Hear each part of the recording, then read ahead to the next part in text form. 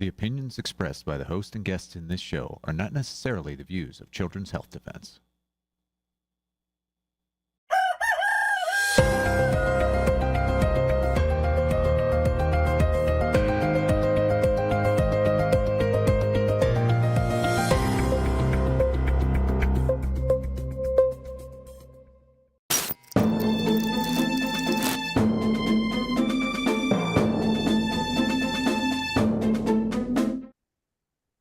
Good morning, CHD. It is Thursday, November the 6th, 2025. We are live here at Financial Rebellion on CHD TV. And well, it's an exciting few days ahead. We're all getting ready for the conference, are we not? I know. Carolyn and I are coming to Austin, Texas. I know, very exciting. We're going to get Carolyn later today flying in. And after the show, I'm running down to stuff 1,000 bags with Stephanie Lucrucio. So it's all hands on deck.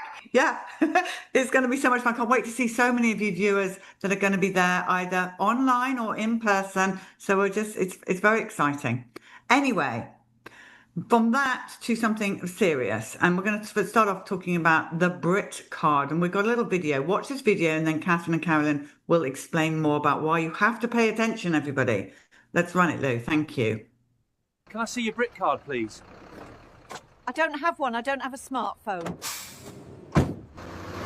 Can I get another pint, please? Sorry, sir. Your Brit card says you've exceeded your alcohol quota for this week. Sorry, sir. Your Brit card says you've already flown twice this year. We're having to restrict passengers with higher than average emissions profiles. Sorry, I'm afraid your funds have been temporarily frozen. Your recent social media post did not align with the government's narrative. Sorry, I'm afraid your Brit card says you cannot purchase any more meat this week as part of our commitment to achieving net zero. I've just logged in using my Brit card and it's saying I've already had 3 hours of internet today and it's locked me out.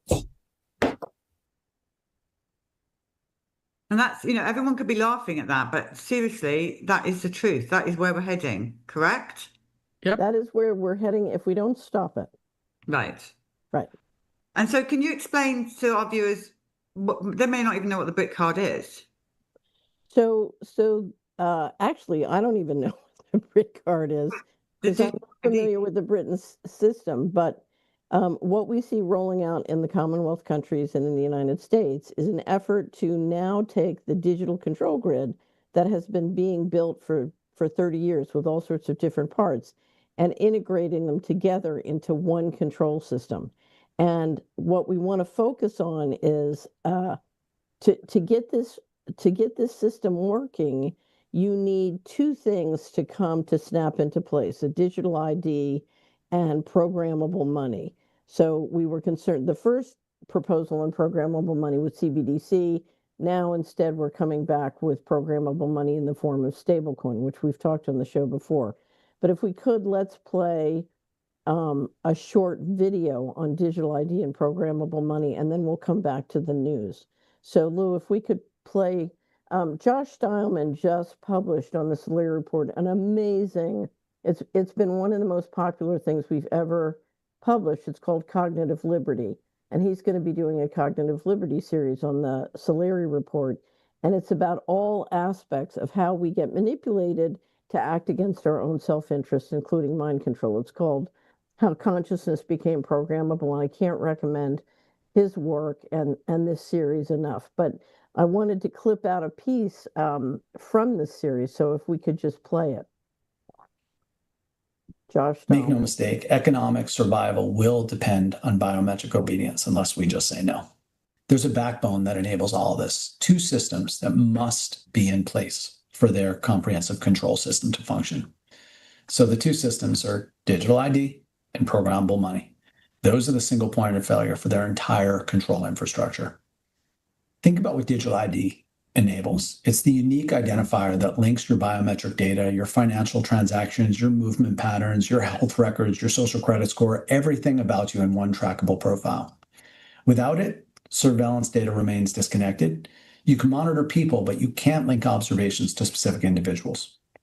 And programmable currency is money that could be restricted by geography, by time, approved purchases, compliance status, money that expires if it's not spent, money conditional on behavior. So it sounds abstract. What does it look like in practice? And some of it's already happening.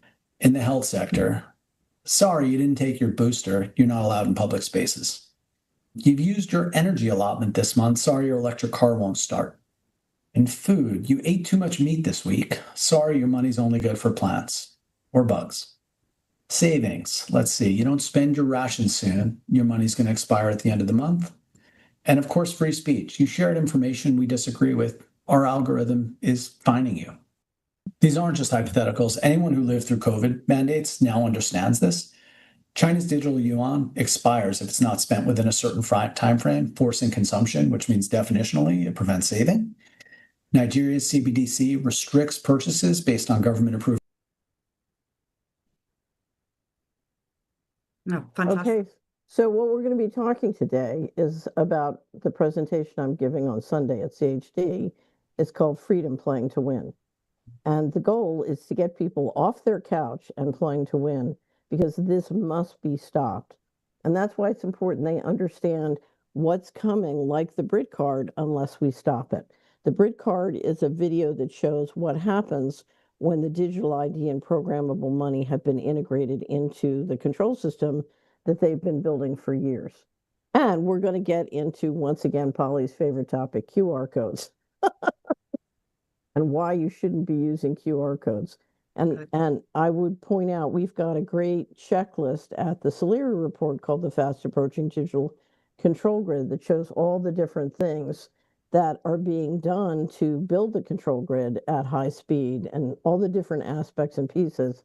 And we just published a book review by John Titus on a new book by Ian Davis that also goes through and explains how the whole digital control grid is being implemented. It's called The Technocratic Dark State. And John just published a book review on this book, which will be available by the end of the month. So let's turn to the news and then we'll come back to how we play to win. Yeah, what news have we got? Let's put the first headline up, please, Lou. Okay, why App Store surveillance won't keep kids safe. What is that about? So much of the push for a digital ID and digital controls is being justified. One of the main justifications is kids aren't safe online. And so we need to have a clear digital ID. we need to have a clear digital ID to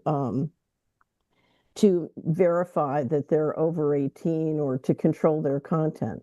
And of course, this sounds all good. You can read some good books on how to protect your kids from what's happening online. But in fact, it's very much a ruse to give you that kind of control. And the terrible thing about it, Polly, is if you look at the people who have compromised our children. So if you look at the people who ran the Epstein network, grossly oversimplified, now you're giving those same people the power to build digital control grids. And what that means is they're going to have complete access to our kids.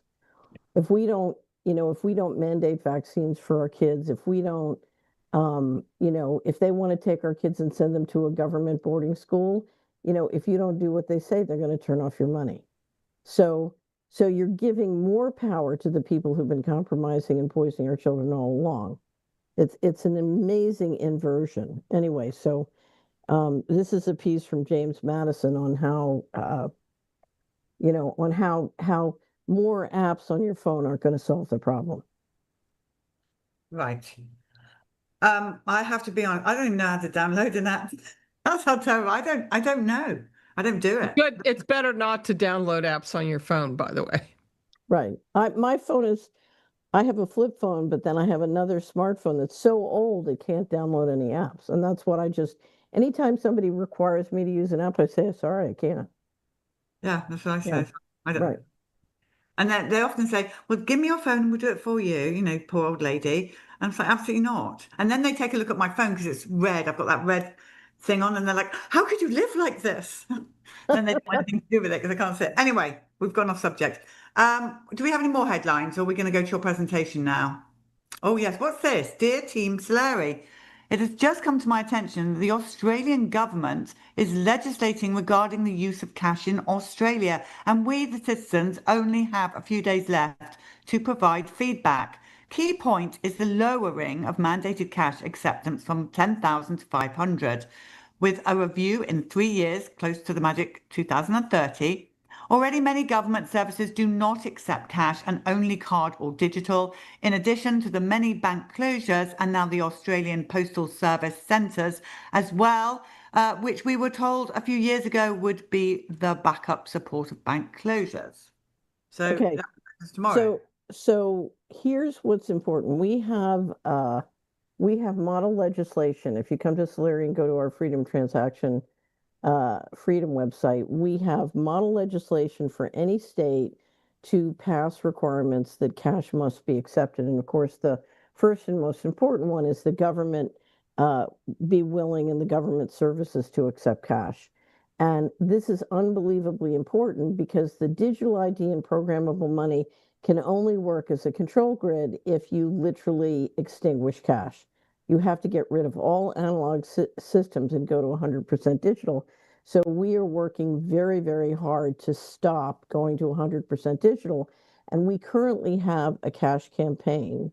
It's a 60-day cash challenge. If we could bring it up and you can find it, there's a big banner on Solari. So if you come into Solari, you can see the banner. And we have a wealth of information at the Financial Transaction Freedom website called, it's a section called Team Cash. And we are asking everyone to do everything they can in their daily life to use cash and persuade everybody else that they know to use cash because, so it's called the Solari 60-Day Cash Challenge. Imagine tomorrow, just imagine, because you never know, God can do amazing things. Imagine if by the end of the year, Polly, 50% of the people in America are using cash as often as they possibly can. Do you know what that would mean? They couldn't implement the control grid. It would just be too backed up. And what's amazing is the cash is use in many places is growing. Remember when you came back to the UK and you said, okay, in this area, they're only using cash. And it's not just because people don't want to be controlled or they want privacy. What they're also seeing is that with inflation, you are more careful about how you spend when you use cash.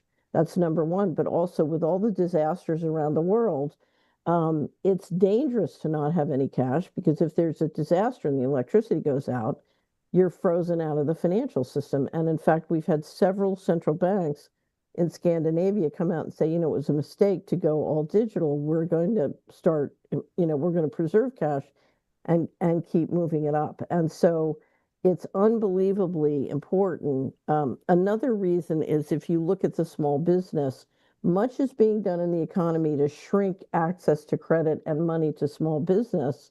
That's terrible because that's the wealth of the tax base to any state or local government, but it's also the wealth of the family economy and independent income. So if you spend $100 with a credit card and it goes to a business and then the next person spends 100, the money with a credit card, after enough transactions, all the money has left in fees. Whereas if you're doing cash, there's no fees coming out, and that 100 multiplies many more times and doesn't leave the community in terms of fees. Susan Luchas, who runs our Team Cash, pointed out as part of her testimony to get a wonderful bill passed to preserve cash at school events, pointed out there are 1 million people in South Dakota. Guess how much the credit card companies take out of South Dakota every year in the form of credit card fees? Can you guess? Carolyn, you'll be better at guessing. Well, is it $30 million? No, $700 million. Oh, 700. So I'm off by $700 per citizen goes out.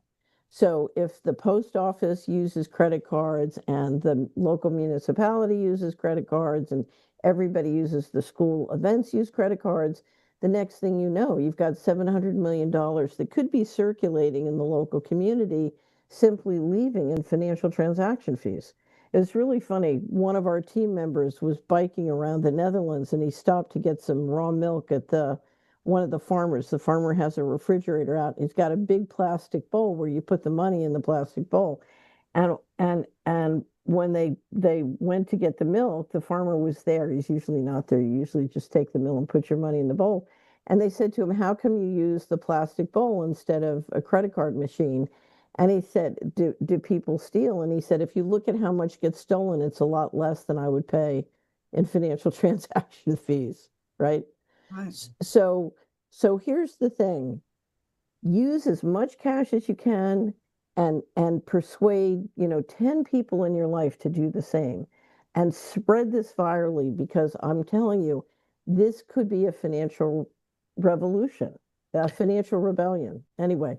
Catherine, can I just say that checks are not as anonymous as bills and coins, but it's a whole lot better than credit cards. And, it's between you and the bank, sees what you're doing, but it isn't going through the central system of credit cards. So we encourage people. I mean, somebody tried to send cash to us, bills to us in the mail, and it really isn't a good idea to put bills in the mail. But you can put a cash. You can put a money order in the mail. Right, if you want it. Right. And you know what? In the beginning of eBay, I used to buy things on eBay, and I had to go out to the post office and get a money order in order to pay for things before they put PayPal up. So, that's what we were doing. Right. So one thing I will say is the checks do go through the Fed system and are Right. aggregated, but it is not set up to be programmable money.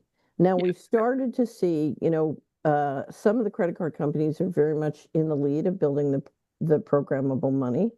And we have seen systems where a credit card you can't be used to buy a gun, for example, was one of the things. And the states have gone around, as the states have passed laws saying no CBDCs because they don't want programmable money. But now we've got stablecoin, and at Solari, we have new model legislation to stop programmable money. We're going to have to come back around to do that. But we've seen a lot of legislation saying credit card companies in that state can't refuse transactions for these various political, religious, or other reasons, as well as legislation saying the big banks can't debank people for political and religious reasons. So the programmable money has been inching in on credit cards. But there's already an MCC system, a merchant code, that when you use a credit card, they categorize what you're buying. So that's how the FBI found people who'd gone to Washington for the January 6th protests, as they looked through the MCC codes for hotels that were in Washington and purchases at places that would sell guns. Right, but you also have events where you will have low-flying drones or airplanes mapping out from the smartphones who's there, and one of the things I keep coming back to, the reason I don't believe in using QR codes at conferences is it makes it much easier to not only surveil you, where you go, what you do, who you hang out with, but then use mind control technology to influence where you go and what you do.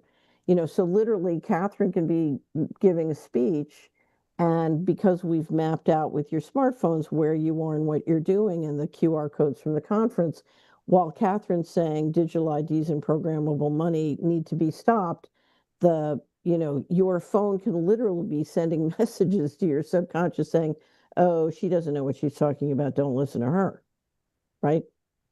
And collecting information on that right. on that physical basis is what they call geofencing. Right.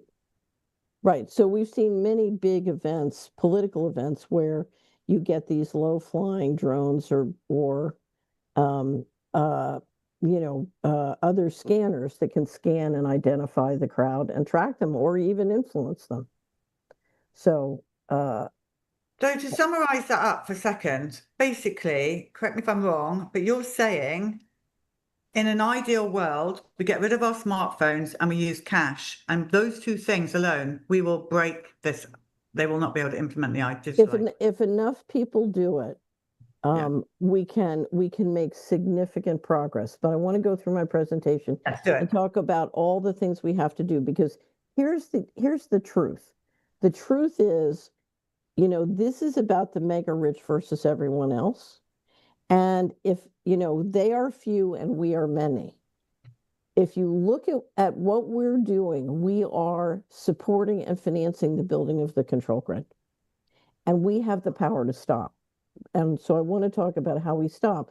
But the single most important thing we can do to stop it is to do everything we can to build and preserve analog systems, whether it's cash, checks, money, orders, and everybody can do it, and it's easy to do.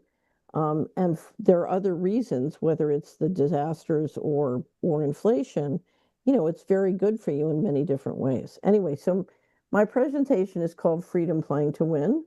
And it's going to be on Sunday, and then we're going to do a panel with you and Meryl and Ray Flores on sort of the implications of what I'm saying. So let's just dive in. Okay, so my message to everyone for the last 2 months, I'm literally screaming at people. I'm doing a lot of meet and greets around the country, is get off the couch. Just get off the couch. I don't want to hear that you can't do anything. And this is one of our favorite cartoons. Every week to 4 weeks, we have a new cartoon. It's hilarious. We encourage all the independent media to republish them and send them around. But this is one of my favorite. Somebody's checking out at the grocery store, and the checker has a little badge called New World Order and says, "How would you like to pay? Cash or slavery?" That's your choice. If you're checking out, you should see you should see me when I check out. I rolled into a Kroger at 1 a.m. in the morning. I'd just flown into Memphis. It was last year. And so I went around and got, they have a very sparse organic section. So I got a few things and was checking out, and I was exhausted. And I got to the, they didn't have the checkers. They just had the self-checkout, and it said no cash. And I looked at the woman and I said, "I can give you cash, or you can put all this back." And she said, "We'll take cash." Right. Okay, so let's go to the next slide. Okay, so the first section, I want to talk about cognitive liberty, because you cannot manage to stay out of the control grid and not support the control grid unless you have a good map of reality. And you can't have a good map of reality if you are constantly being bombarded with entrainment, subliminal messages, programming, disinformation that constantly persuades you to act against your own self-interest. Now, what do I mean? We have had an outpouring of information about the COVID-19 injection, but people continue to take it despite the fact that it is very clear that the COVID injections have resulted in millions of Americans dying, or or shocking numbers on rising disability and turbo cancer. And yet people are still taking it. Why would anybody do that? Well, it's because you're ingesting a huge amount of propaganda, disinformation, and brainwashing. And as I said, Josh Stallman has just done the best series on, it's a major wrap-up theme publication called Cognitive Liberty, and he helps you connect all the dots and understand how this system works. And so I can't recommend it to you enough. We also just published a great interview on neurowarfare by one of the top scholars in the world on military-grade neurowarfare, one of the top scholars who's on our team as opposed to the military team. Okay, so let's go to the next slide.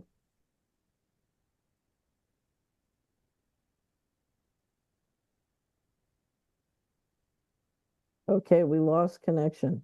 Yeah. Okay. Okay, so I'm going to ask everybody at the conference to hold up their smartphone. Okay, so here's my smartphone, right? It's in a Faraday bag. It's turned off and it's in a Faraday bag, and it's so old it hardly works. But okay, let's go back to the slide. What I'm going to ask them, when you carry around a smartphone, you are carrying around a device that was created to serve the people who are trying to poison you. It gives them intimate access to you, where you go, what you do. We now have telecommunications companies saying they can read your thoughts, okay, and convert them to text. And so it gives them access to your children, your friends, your colleagues, because whenever you're talking to somebody with that phone on, the surveillance systems can listen. Okay. Now, what you're also giving them is the ability to affect your thoughts. You're giving the ability to send electronic, literally mind control, messages, including in response to what it's hearing and what it's listening. So everybody knows, they're talking about aspirin in a conversation, and the next thing you know, they go to their laptop and email comes in, with ads selling them aspirin. Okay. That's how that's all connected. And so you're looking at software and systems that is not only listening and recording what you say, but feeding back. And that's why we focus so hard or so much at Soleri on mind control tactics. And I first ran into this, as you know, Polly, as an investment advisor, because this technology was being used to sell people fraudulent investments. And I was finding it almost impossible to talk people out of literally giving their money away. This will happen to you when you deal with people who are being stung with cybercrime. They're using this technology to persuade them to do something that is entirely against their self-interest and a normal person would never do if they were thinking clearly. Okay, let's go to the next slide. So this is the patent that AT&T filed in 2018 that will allow them, literally, they say, to read your thoughts, right? And we see the publication now of a new article, AI will soon be able to read your thoughts. Okay, next slide. You need to take this very seriously, because if you spend money to buy a tool and then carry it around that is helping your enemy depopulate and poison you and manipulate you, you have no chance of staying out of the digital control grid. You will literally march into the slaughterhouse. And so what we're saying is, don't do this. We have a Faraday bag that we sell at Soleri. It's the one we use, and we finally despaired of getting people to get one of the ones that really works. And so now we just started to sell them. But as I said, my phone's in here. And I hate to say it at the conference, if everybody's got their phone on and they've all signed in with a QR code, then they are being manipulated like cattle and livestock as they go around the conference. Okay. So let's look at the next video. I think it's okay. Videos later, we'll get to QR codes. Okay. So let's look at the digital control grid. And before we do this, Carolyn, you want to do the term of the day? Sure. Digital ID. If you look at the internet, do a search and ask what is a digital ID, it's going to say something like it's an electronic representation of personally identifying information. And that's information like your birth date, your address, your social security number, your health information. So it's personal identifying information that may be used to verify the identity. A mobile driver's license is a type of digital ID issued by the state. And now the real ID is not yet a digital a mobile ID. It's something, it's a physical representation, but it goes into a system that is digital. So when you fly or whatever and you show your ID, it's going into a centralized digital system. Now, Lou, do you have the email I sent you on the link to the TSA page? Because there's a list on the TSA site of states that actually accept forms of mobile IDs. And I looked at my own state and it says Apple Wallet. Now, I wasn't aware that the Apple Wallet had a lot of, I don't have one, but apparently there's personal information in that. But even though right now the real ID, which is the driver's license with the star on it, that is a federal ID, it does not yet have biometric information in it. That's what the plan is. The plan is to have your biometric information and the information about where you're going and everything and your banking information in a centralized place, and it's all hooked in to that digital ID. So, digital meaning as opposed to something like the old-timey driver's license that doesn't have a chip in it. So if something has a chip in it, it's it's electronic. Good explanation. Although I have no Okay. idea what Apple Wallet. What is an Apple Wallet?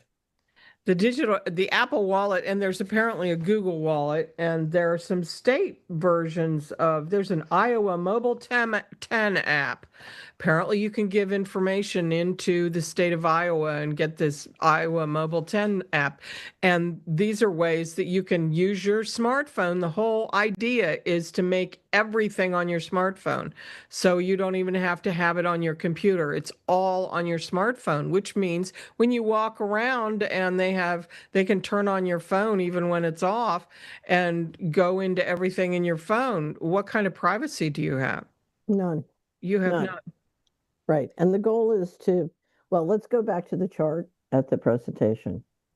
Okay, so let's talk about the digital control grid. In the center is the digital ID because the key to integrating surveillance and physical control with programmable money and financial transaction control, you require a very high quality digital ID in an all digital system. And so the first push right now is to get that ID system going and to get it to be very high quality and then to get it digital. So as Carolyn said, the Real ID started off as a star in your physical driver's license, but now they're trying to turn it mobile and get it integrated. And what that does is that literally allows you and allows the system to, at very high speed, identify who is who and do it in a way that integrates with all the global. So this is ultimately designed to be a global system. So you want a very high quality digital ID that is interoperable with many other systems and interoperable with digital ID systems around the world. We know they tried to do this with the vaccine passports. It stalled. It had nothing to do with health. It had to do with the fact that the bankers and the tech companies helping the bankers evolve the currency system need that digital ID as the basis of the system. Now, once you get the digital ID in place, then you can integrate two things with extraordinary power. To the left, we have surveillance and coercion. Surveillance means I can track you in real time, know where you are and what you're doing. And I can, if I have to apply physical force, I can. So let me show you two stories that we covered this week in Money and Markets on the Solari report. The first one is we now have drones that are being deployed by law enforcement and security agencies all over the country. It's Skydeo is the name of the company. And the thing to understand is your municipalities. So it's our tax dollars which are financing these contracts. And the administration in March changed the rules so that these drones can operate outside of the line of sight of the operator. So before March, if you were a sheriff's office or the Department of Justice or the FBI, you had to have the operator in line of sight with the drone. Now the drones can operate independently without line of sight from March on. And as a result, literally hundreds are being launched all over the country to monitor people in towns and cities. And the frightening thing about this is it's the citizens who are paying for the contract. So here are the drones. Let's look at the second story, which is there is a company called Flock, which literally tracks license plates. This is a wonderful woman in Sedona who is a former Solari Report subscriber who was able to get the contract canceled. There was a huge brouhaha in Scarsdale where the people in Scarsdale discovered that this contract had been entered into without anybody in the town knowing. It had been done secretly behind the scenes. Luckily, they had a former employee of the NSA who understood what it meant, blew it up. And so Scarsdale turned into a fight. A Substack got written, it spread across the country. We now have 8 or 9 municipalities that where the citizens have gotten this canceled. But whether it's the drones or the license plates, it's a company called Flock. You want to get these things canceled because you are literally paying for the building of the control grid that will be used to basically engineer a coup d'etat and end your freedoms. This is important, Polly, because everywhere you go around the country, I'm running into so many people who are dealing with explosive increases in property taxes. And Yeah. so if your local taxes are rising, one of the reasons they're rising is to pay for the control grid that's going to be used to destroy your property rights and freedom. And that includes the increased energy costs and water costs of installing the data centers. What you need to understand about AI and data centers is AI is very good at tracking anything or handling any data that can be expressed mathematically. And what can be expressed mathematically? Your spatial movements and your financial transactions. The AI and data center is not to make companies more productive or people more productive or enterprise or governments more productive. It's a control grid. And we now have 4,000 data centers that are either built or being built, and they are dramatically raising expenses all around the country. And essentially, the taxpayers at the end of the day are paying it. So our tax dollars, whether state, federal, or local, are going to build the prison, the digital concentration camp that we're going to be put into. Okay. You need coercion because you're going to try and control everybody through programmable money. But sometimes programmable money doesn't get you where you want to go. And so you want to be able to surveil and coerce. And the big coercion, the first big coercion is with mind control. So literally, you want to be able to do memory wipes or influence how people feel or influence what they think. And the mind control technology is very, very real. So we've just published Josh Stallman on cognitive liberty, but we just also published one on military grade neurowarfare. And this technology is being used to persuade people of things that are not in their self-interest. Okay, so we have the digital ID, we have the surveillance coercion. The real power in the system is programmable money. So first we were concerned about central bank digital currency. Then a decision was made, instead of doing programmable digital currency in the United States, we're going to use stable coins, which is issued by the banks and other financial institutions, but can be integrated with the social credit system. Now, this is what is important because many, many people are not concerned about financial freedom. Let's just go back to the chart again, Lou. This is what you understand. I spend an enormous amount of time with wonderful people from CHD, wonderful people from Weston Price, basically in food and health freedom. And they have been working hard for years to protect food and health freedoms. If we should lose our financial freedom and the digital ID and programmable money clicks into place, they can unwind and wipe out every bit of progress we've made in food and health freedom for the last 20 years. Just gone, because it's the meta control. Once I can turn your money on and off at will from central headquarters, I can mandate whatever I want, whenever I want. So let's just pull up the next, I think, yeah. So I want to play 2 videos or 3 videos. Let's look at this one. So this is a lineup of Chinese children waiting for their latest mandatory vaccine. And this is how QR codes get used in this system. Let's go ahead and play it.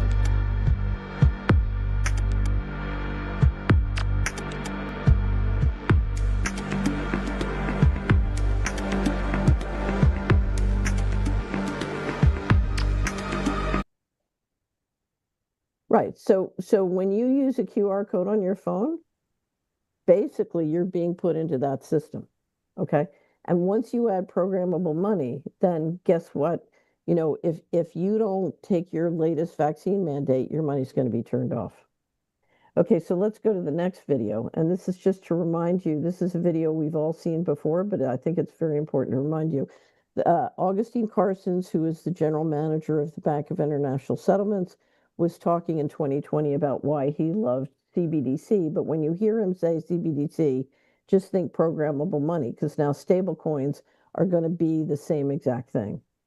Okay, let's play. All our analysis on CBDC, in particular for the use of general use, we tend to establish the equivalence with cash. And there is a huge difference there. For example, in cash, we don't know, for example, who's using a $100 bill today. We don't know who is using a 1,000 peso bill today. A key difference with the CBDC is that central bank will have absolute control on the rules and regulations that will determine the use of that expression of central bank liability. And also, we will have the technology to enforce that. Those two issues are extremely important, and that makes a huge difference with respect to what cash is. Okay, so what he just said is, first of all, it's not your money, it's our money. And we can tell you when and how you can use it.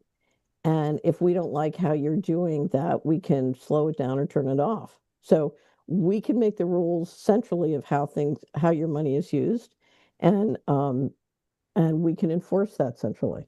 Okay, so let's go to the next one. This is Richard Werner, who is the top economist and expert on central banking in the world, in my opinion, who one will tell you the truth. It's sort of on our team. This was Richard and myself in Malmo, Sweden in May of 2023, and Richard talking about CBDC. But again, when he says CBDC, I want you to hear stable coins and programmable money. Okay, so let's play Richard in Malmo, Sweden. Also, they never talk about the nature of this CBDC. What is it actually going to look like? They never talk about that.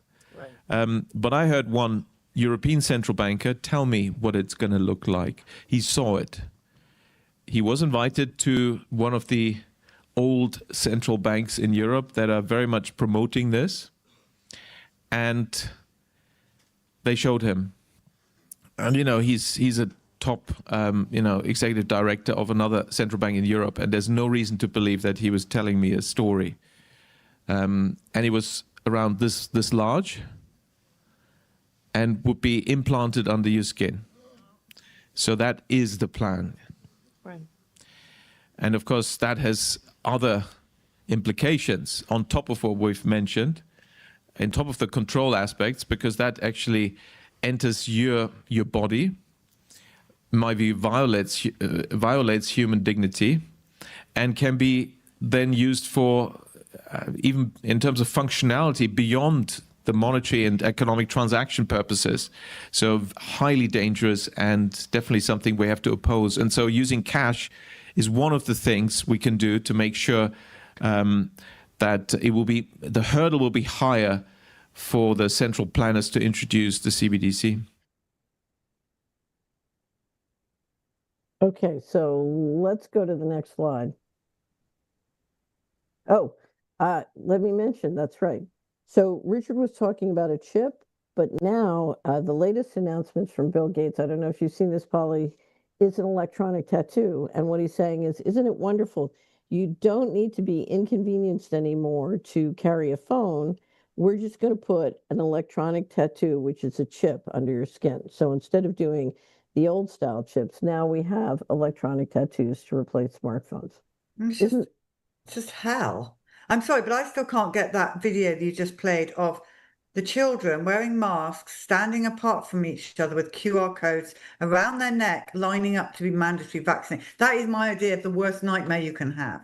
That is so well, but so let's talk about the conference. We're going to have CHD people carrying their smartphones with their QR code, lining up to be surveilled and potentially brainwashed. Not my viewers. They will not comply. Okay, well, when you get to the conference, don't agree to a QR code. But here's what's important to understand.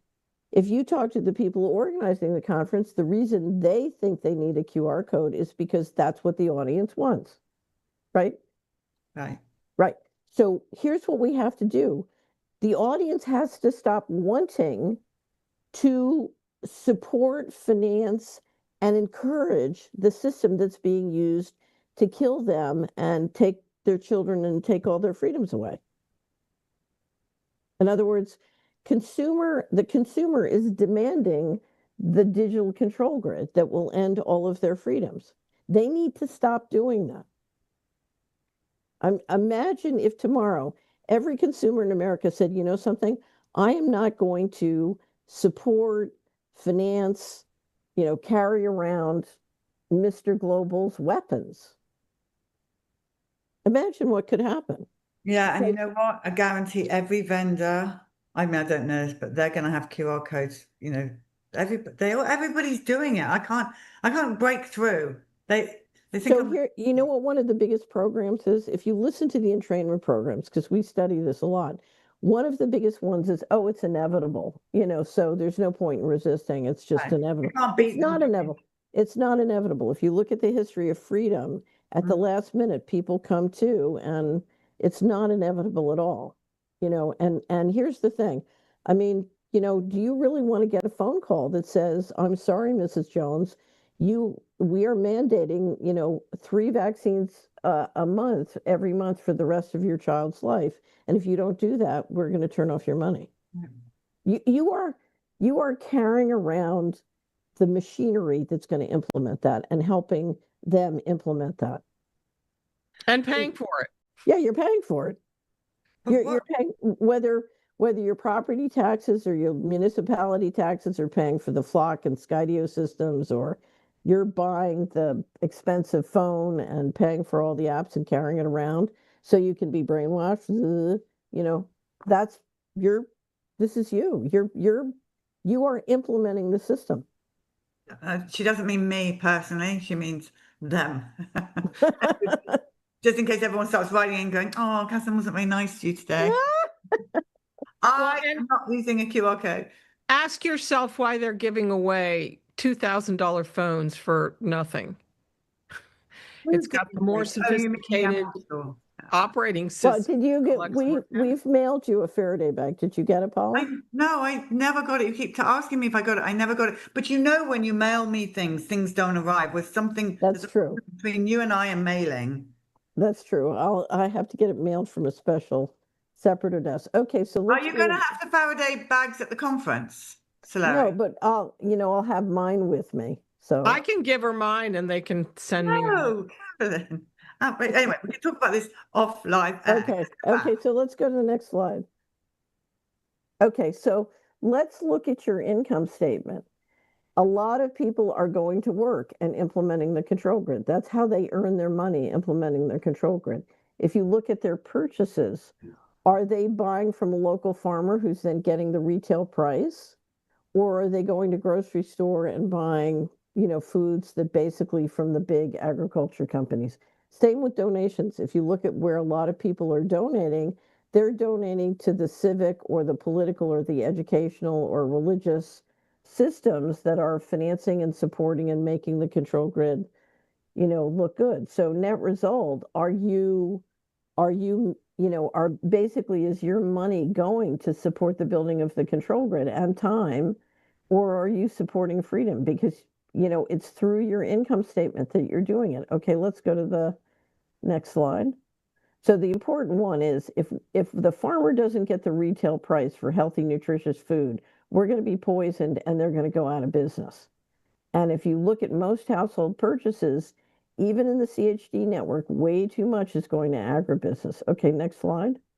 Way too much is going to what business? Agribusiness, big industrial business.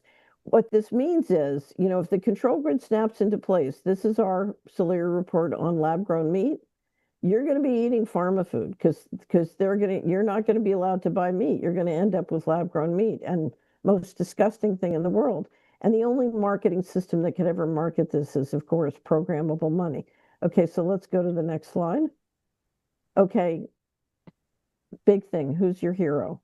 I am so sick of listening to how the people implementing the control grid are cool tech bros and they're our heroes. I don't want to hear it. I don't want to hear it. So one of the most important things you can do is have as a hero the person who are, supporting stopping the control grid. But if you're going to play to win, you have to stop worshiping the people who are depopulating you and your family. End of discussion. I would point out 2 years ago, Hero of the Year on the Slurry Report was Polly Tommy. Okay. So next slide. Okay, let's look at your balance sheet. We looked at your income statement. Let's look at your assets. Are you using cash? And are you banking with a good bank? Or are you banking with a bank that is building the control grid?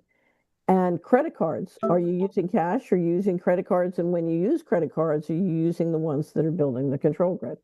I can't tell you how many, I just had a Solari Report subscriber walk up to me and explain she'd been debanked by 2 banks, and she was banking at the worst banks in the country, the most criminal banks in the country, who have a long public record of stealing and defrauding people. And I was like, why were you banking there? I couldn't believe it. Why are you banking there? And, I think a lot of it is entrainment. So let's look at the other side of your balance sheet. Who are you investing in? So we have, Carolyn and Solari has a screen company. We do investment screens, and we screen out all the companies that are engaged in organized crime and building the control grid. And you have the ability, there are many ways to do it, but you have the ability to not finance the control grid. And, in most audiences, I can walk in, Polly, to an audience of 1,000 people, and they're asking me what I'm doing to stop the control grid. But I know if I aggregated all their 401ks and IRAs, they are pouring all their money into the control grid stocks. The 7 biggest control grid stocks at this point are 50% of the Standard & Poor's index. And any index fund is heavily overweighted in that, even though you can do index funds and pull out the control grid stocks. The largest control grid stock in the country right now, individually, it's worth $5 trillion, which is more than the Italian and German stock market combined. It's ridiculous, but it's being pumped. That's how they do it. If you look at their portfolio, you will see many, many companies involved in the great poisoning, the big pharmaceutical companies. So I can't tell you how many health freedom activists have asked me to look at their portfolio, and they have huge amounts of the companies that are poisoning. Stop financing them. And if you look at who's plundering and doing all the sort of criminal activities in terms of corporate takeovers, private equity, all sorts of stuff, again, you look at everybody's portfolio and they're financing them, and they have lots of good reasons why they think they need to, which is completely ridiculous. You do not need to finance the person or the group or the company or the entity that is literally depopulating you and your children. It's like, can you imagine there's an invading army and you want to carry around the invading army's surveillance device, and you want to finance the invading army's army? Why are you doing that? So you don't have to do that. But, the first and most important one is cash. I'll never forget, I was in Washington and I was in a sort of boardroom type situation with a congressman, and there was a protest and we were watching the window, and he turned to me, he says, as long as they have Citibank credit cards in their pocket, what do I care if they walk up and down? Right? So what he's saying is, as long as they finance what we want and they put their money to finance our control, let them yell all day long. It doesn't matter. Okay, next slide. Okay, so if you come to the Solari Report, we've spent every day for the last 30 years trying to figure out what you can do and how to do it. And part of it is we have to stop. It's like the story of Nehemiah. We have to stop the invading army, but we also have to build the world we want to live in. So instead of financing your enemy building the control grid, finance the people you can trust because they're competent and capable and they care about you with integrity. Build the world you want, starting with, for God's sakes, buy fresh, nutritious food from a farmer who's getting the retail price, and cut out all the middlemen. So we have a wealth of information about what the state legislators can do. Big one is our model cash legislation and our model legislation to stop programmable money. Many states have outlawed CBDCs. Now they need to come around with the stablecoin plan and pass legislation to stop programmable money. We have a great building wealth curriculum. Go to the next slide. And then, as I said, the model legislation, if you go to our Financial Transaction Freedom website, you can get copies of the bill to stop programmable money is the Consumer Payment Rights and Transparency Act. And then we have a cash acceptance bill draft, also one on gold as legal tender. You can sign up for our legislative updates. On November 13th, we're going to be doing a briefing for legislators on programmable money and the Consumer Payment Rights and Transparency Act and how to stop programmable money in your state.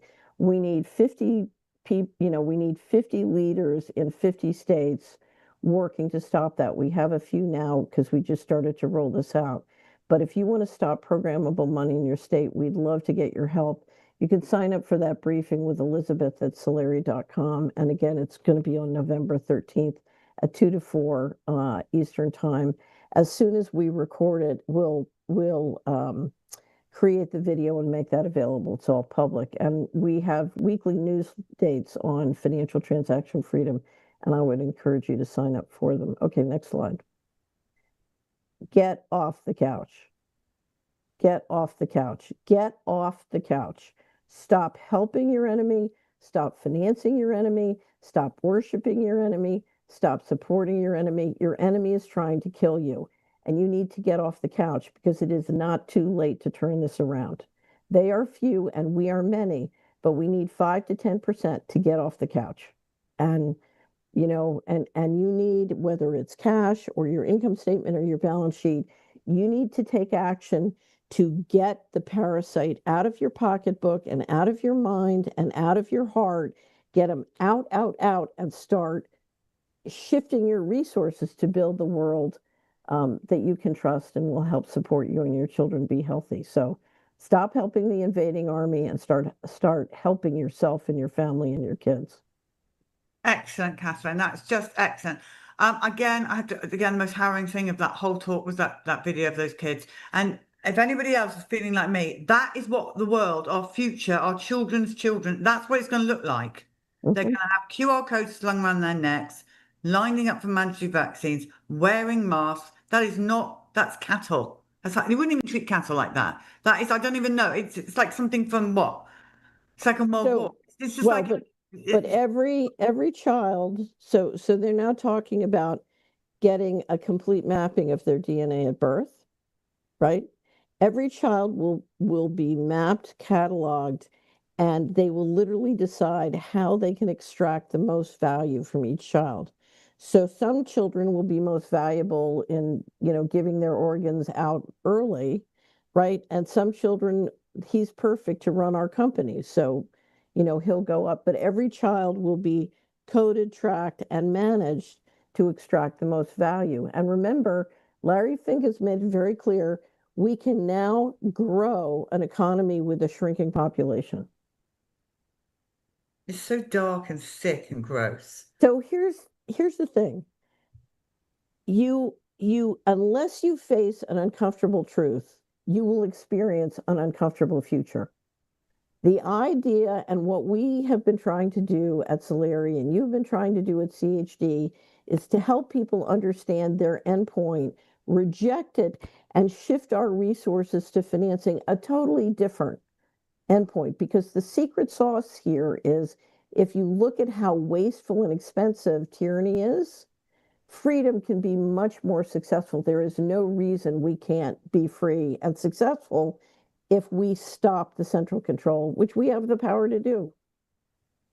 Well, okay, Catherine, that was just excellent. And Karen, thank you so much. And we're going to do this at the conference. I'm sure there's going to be so many questions for you. I'm looking forward to some members of Children's Health Defence listening to that. Okay, so thank you. All right, then, Carolyn, you're in today. Catherine's in tomorrow. The fun starts now, and it is fun, but also it's very serious. This is a group of people getting together with a lot of you online supporting that we've got to get together, unite, and fix this. And I know we can do it. Mm-hmm. So that's where we're going with this. All right, everybody, pray big, stand firm, never settle. Lou is already in Texas. So Lou's nearly here, so you'll get to. Well, I tell you Meet him what, in person. Lou has a very important job at the conference. Lou, you'll hear his voice. He's the voice of God. You know what the voice Oh, of God really? Oh, Yeah. fabulous. So you're going to Oh. hear Lou's wonderful voice. His voice is excellent. Yeah. So it you're is. going to hear his voice at the conference. That's kind of exciting. All right, we will let everybody go now because we're busy times. But viewers, thank you for your support, and we look forward to seeing many of you this weekend. And we'll see you two tonight, Carolyn. Bye, everyone. Bye-bye.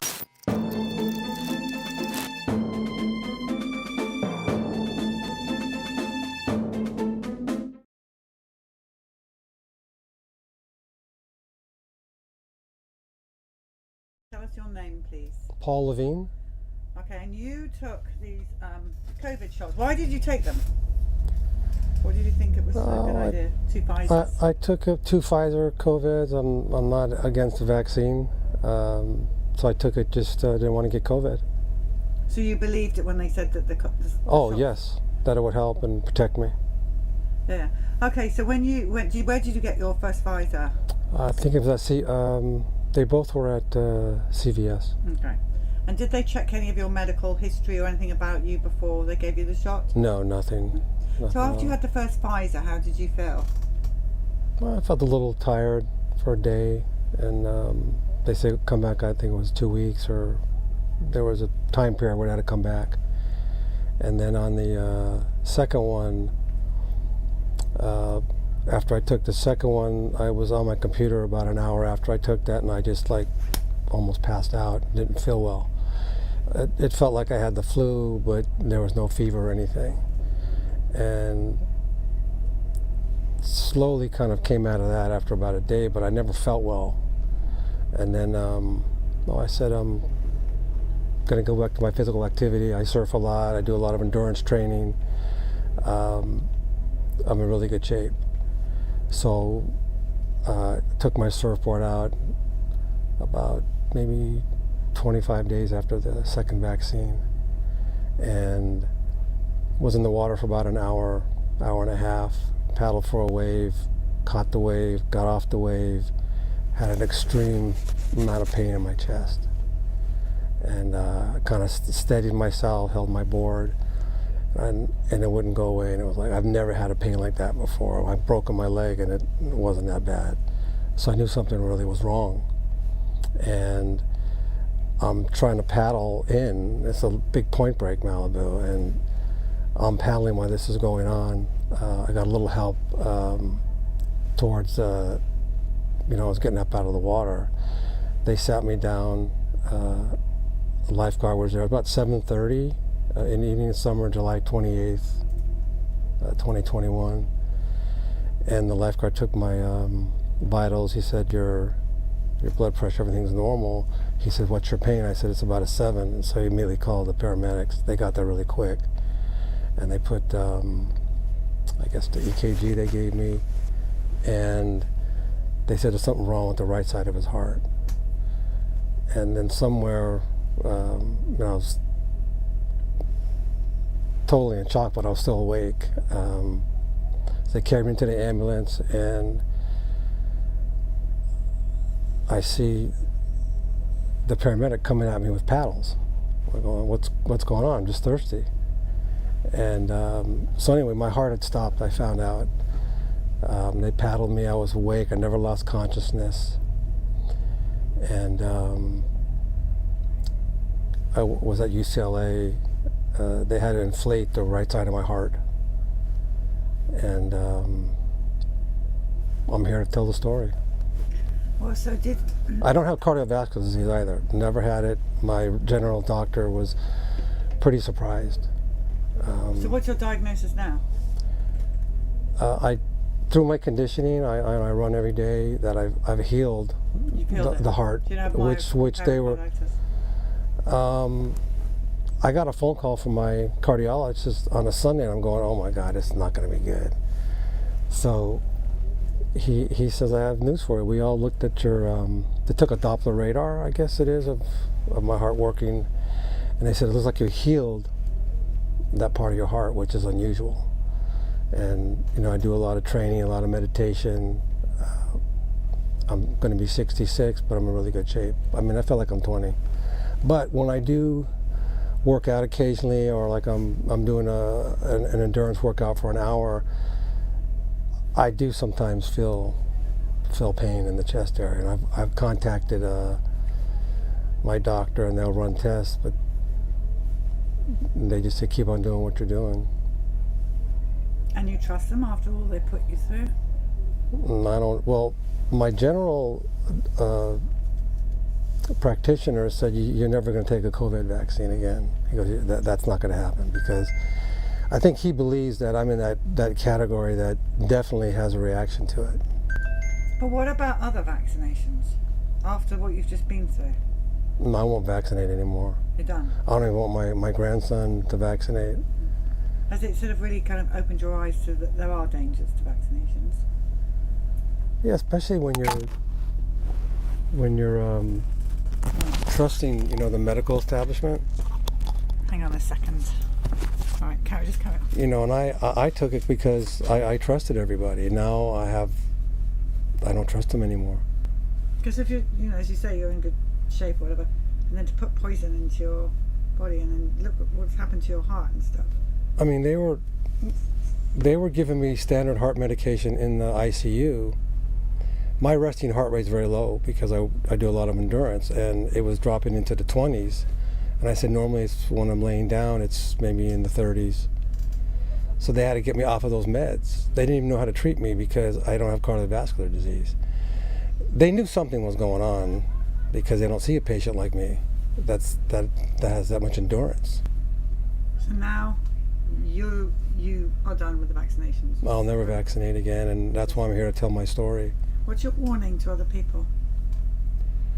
Know yourself, do a lot of research, and I don't care what political side you're on.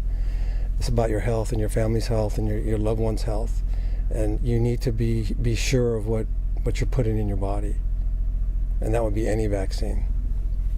Great advice. Thank you for telling your story. Okay. It's okay. I mean.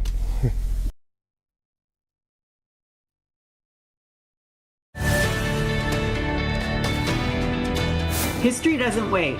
This is our moment to rise, unite, and reclaim our children's health. Join us here in Austin, Texas this November at the Children's Health Defense Conference. In the wake of unprecedented medical overreach and censorship, the world is waking up, and people like you are leading the way. We're at a turning point in history. With the pandemic behind us, our fight for freedom and health has reached the global stage. This is our moment of truth, and we're ready to seize it together.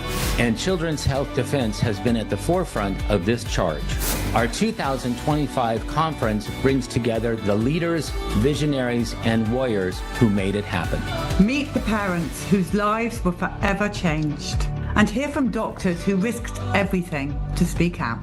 Stand with those who refused to be silenced. You are going to hear from world-renowned speakers, doctors, and frontline leaders driving the medical freedom movement. Discover real-world solutions grounded in science, integrity, and human rights.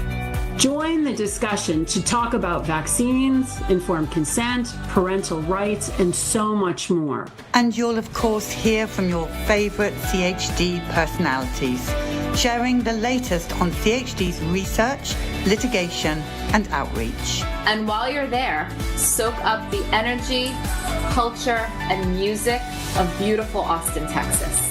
Whether you're a parent, a practitioner, or a medical freedom advocate, this is your call to action to protect what matters most. Be part of the movement that is rewriting the story for generations to come. So please join us. Join us. Join us. Let's make history together in Austin.